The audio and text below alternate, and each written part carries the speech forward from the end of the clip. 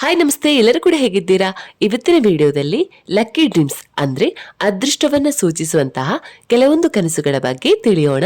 ಮೊದಲನೇದಾಗಿ ಅಮೂಲ್ಯವಾದಂತಹ ಸ್ಟೋನ್ನ ಬಗ್ಗೆ ಕನಸು, ಅಂದ್ರೆ ಅಮೂಲ್ಯವಾದಂತಹ ಕಲ್ಲಿನ ಬಗ್ಗೆ ಕನಸು. ಇದು ಸಂತೋಷ ಮತ್ತು ಸಮೃದ್ಧಿಯನ್ನ ಪ್ರತಿನಿಧಿಸುತ್ತೆ. ಆಭರಣದ ಕನಸು ಯಾವಾಗಲೂ ಜೀವನದಲ್ಲಿ ಸಂತೋಷ ಮತ್ತು ಸಮೃದ್ಧಿಯನ್ನ ತರುತ್ತೆ.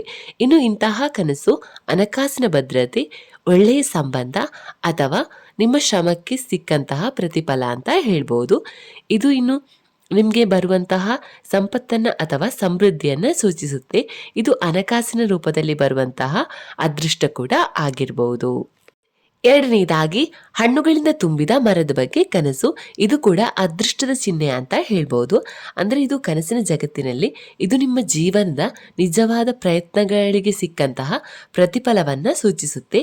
ಇನ್ನು ಚೆನ್ನಾಗಿ ಬೇರೂರಿರುವಂತಹ ಮರವು ನಿಮ್ಮ ಆಂತರಿಕ ಶಕ್ತಿ, ನಿಮ್ಮ ನಿರ್ಣಯ ಮತ್ತು ನಿಮ್ಮ ನಿರ್ಣಾಯಕ ಆರ್ಥಿಕ ನಿರ್ವಹಣೆಯನ್ನು ಕೂಡ ಸೂಚಿಸುತ್ತೆ.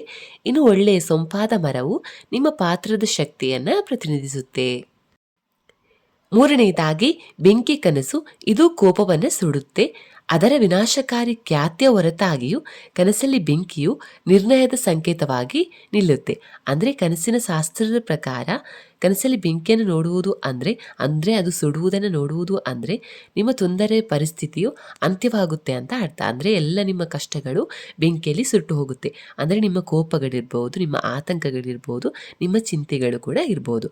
ಹಾಗಾಗಿ ಕನಸಲ್ಲಿ ಸುಡುವುದನ್ನು ನೋಡುವುದು ಅಂದರೆ ಅದನ್ನು ಒಳ್ಳೆಯದು ಅಂತ ಪರಿಗಣಿಸಲಾಗುತ್ತೆ.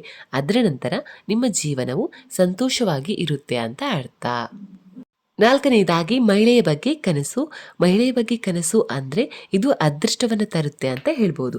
ಅಂದರೆ ನಿಮಗೆ ತಿಳಿದಿರುವ ಅಥವಾ ತಿಳಿದಿಲ್ಲದ ಮಹಿಳೆಯನ್ನು ಕನಸಲ್ಲಿ ನೋಡಿದರೂ ಕೂಡ ಅದು ಸಕಾರಾತ್ಮಕ ಸಂಕೇತನೇ ಆಗಿರುತ್ತೆ. ಇದು ಸ್ನೇಹಪಾರತೆ, ದಯೆ ಮತ್ತು ಸಹಾನುಭೂತಿಯನ್ನು ಪ್ರತಿನಿಧಿಸುತ್ತೆ. ನಿಖರವಾದ ವ್ಯಾಖ್ಯಾನವನ್ನು ಮಹಿಳೆಯೊಂದಿಗೆ ಪರಿಚಿತತೆ ಮತ್ತು ಸಂಬಂಧದ ಸ್ವರೂಪವನ್ನು ಅವಲಂಬಿಸಿ ಇರುತ್ತೆ. ಆದರೆ ಯಾವುದೇ ಸಂದರ್ಭದಲ್ಲಿ ಕೂಡ ನೀವು ಮಹಿಳೆಯನ್ನು ಕನಸಲ್ಲಿ ನೋಡುವುದು ಅಂದರೆ ಅದನ್ನು ಸಕಾರಾತ್ಮಕ ಅಂತಾನೆ ಪರಿಗಣಿಸಲಾಗುತ್ತೆ. ಐದನೆಯದಾಗಿ ಸಂತೋಷದ ಕನಸು. ಇದು ಸಮೃದ್ಧಿಯನ್ನು ಸೂಚಿಸುತ್ತೆ. ಅಂದರೆ ನಿಮ್ಮ ಸ್ವಂತ ಸಂತೋಷವಾದ ಕನಸನ್ನು ನೀವು ನೋಡುವುದು ಅಂದರೆ ಇದನ್ನು ಒಳ್ಳೆಯ ಶಕುನ ಅಂತ ಹೇಳ್ಬೋದು.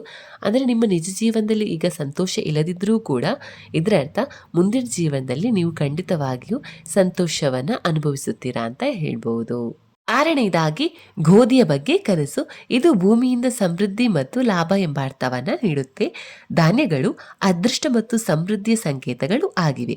ದೈನಂದಿನ ಜೀವನದಲ್ಲಿ ಸಮೃದ್ಧಿಯನ್ನ ಭರವಸೆಯನ್ನು ನೀಡುತ್ತೆ. ಧಾನ್ಯಗಳ ಸಮೃದ್ಧ ಸುಗ್ಗಿಯು ಯೋಗಕ್ಷೇಮ, ಸಂಪತ್ತು ಮತ್ತು ಸಂತೋಷದೊಂದಿಗೆ ಸಂಬಂಧಪಟ್ಟಿರುತ್ತೆ. ನಿಮ್ಮ ಕನಸಲ್ಲಿ ಧಾನ್ಯಗಳು ಸಮೃದ್ಧಿ ಮತ್ತು ಅದೃಷ್ಟದ ಅವಧಿಯನ್ನು ಕೂಡ ಸೂಚಿಸುತ್ತೆ. ಏಳನೆಯದಾಗಿ ಹದ್ದಿನ ಹಾರಾಟ, ಮಹತ್ವಾಕಾಂಕ್ಷೆ ಮತ್ತು ನಿರ್ಣಯ. ಕನಸಲ್ಲಿ ಹದ್ದುಗಳು ಹಾರಾಟ ಮಾಡುವುದನ್ನು ನೋಡುವುದು ಅಂದರೆ ನಿಮ್ಮಲ್ಲಿರುವ ಆತ್ಮವಿಶ್ವಾಸವನ್ನು ಬಿಟ್ಟುಕೊಡದ ಮನೋಭಾವವನ್ನು ಸೂಚಿಸುತ್ತೆ.